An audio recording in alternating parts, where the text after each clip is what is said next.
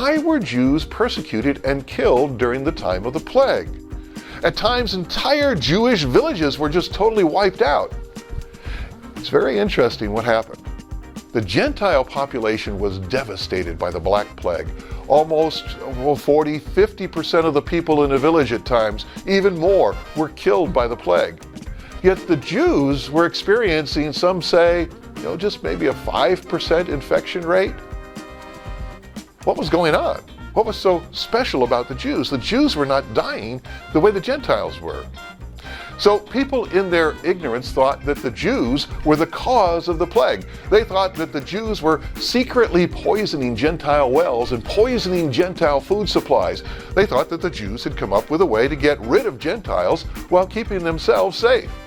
And the proof was obvious. Gentiles were dying in huge numbers, but not the Jews. It's obvious this was a plot of the Jews to wipe out everyone else, right? And so they persecuted the Jews. They drove the Jews out of the cities and frequently just massacred Jews. So, what was the truth? Why didn't Jews get sick at the same rate as Gentiles? The difference was the Bible. The difference was that the Jews were doing what the Bible said to do, and the Gentiles were doing what the science of their day and their false religion said to do, and that was doing nothing for them.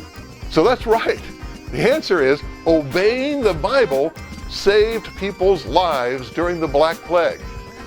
Why was that? Well, the Jews were following the Levitical Laws concerning sanitation and disease.